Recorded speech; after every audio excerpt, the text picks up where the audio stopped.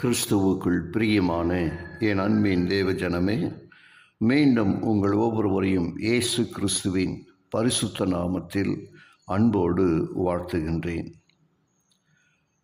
ஒரு புதிய மகிமையான வெளிச்சம் லுத்தருடைய இருண்ட மனதிலே உதித்தது. மூட நம்பிக்கைகளை விரட்டிய போது எவ்வளவு அருமையாக இருந்தது! விலையேற பெற்ற பூலோக பொக்கிஷத்தை காட்டிலும் அதை மேலாக மதிப்பிட்டார். தேவ வசனம் புதிதாக இருந்தது, எல்லாம் மாறி போயிற்று. எந்த புத்தகத்தின் அழகை காணக்கூடாமல் நடுங்கினாரோ அந்த புத்தகம் அவருக்கு ஜீவனாக, நித்திய ஜீவனாக இருந்தது. அது அவரது மகிழ்ச்சியாகவும் ஆறுதலாகவும் ஆசீர்வதிக்கப்பட்ட போதகராகவும் இருந்தது. அதை படிக்காமல் இருக்கும்படி எந்த சக்தியும் அவரை தூண்ட முடியவில்லை. மரணத்திற்கு பயந்தார். ஆனால் தேவனுடைய வார்த்தைகளை வாசித்தபோது அவரது நடுக்கமெல்லாம் மறைந்தது. தேவனுடைய குணாதிசயத்தை வியந்து அவரை நேசித்தார். தானாகவே வேதாகமத்தை ஆராய்ந்தார். அதில் அடங்கிய விலையேற பெற்ற சத்தியங்களை விரும்பி மகிழ்ச்சியோடு அனுபவித்தார். பின்பு சபைக்காக வேதாகமத்தை ஆராய்ந்தார். மீட்பிற்காக யாரிடம் நம்பிக்கை வைத்திருந்தாரோ அவர்களது பாவங்களை கண்டு மிகவும் வெறுப்படைந்தார்.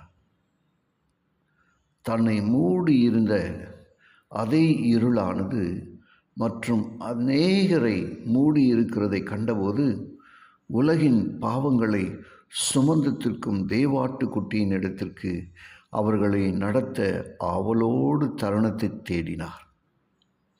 எத்தனை ஒரு மாற்றம் இது! அன்புக்குரிய தேவஜனமே, போப் சபையின் பிழைகளுக்கும் பாவங்களுக்கும் எதிராக சத்தத்தை உயர்த்தினார். மீட்பிற்காக கிரியைகளிலே விசுவாசம் வைத்த ஆயிரம் ஆத்துமாக்களை கட்டியிருந்த அந்த இருளின் சங்கிலியை உடைத்தெறிய ஊக்கமாக முயற்சித்தார். இயேசு கிறிஸ்துவின் மூலமாக பெரும் மீட்பின் மகிமை பற்றியும் தேவ கிருபையின் உண்மையான பொக்கிஷங்கள் பற்றியும் மக்களுக்கு தான் விளங்க வைக்க வேண்டும் என்று ஏங்கினார்.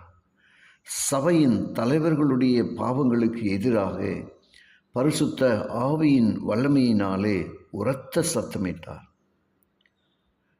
பாதிரியார்களின் புயல் போன்ற எதிர்பார்ப்பை சந்தித்த போதிலும் அவருடைய எதிர்ப்பை அவர் சந்தித்த போதிலும் அவர் ஐதரியமடையவில்லை.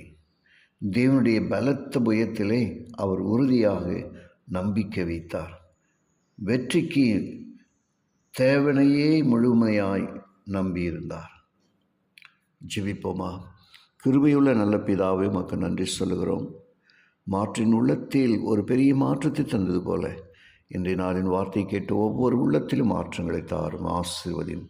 இயேசுவின் வழியாக ஜெபிக்கிறேன் நல்ல பிதாவே. ஆமென்.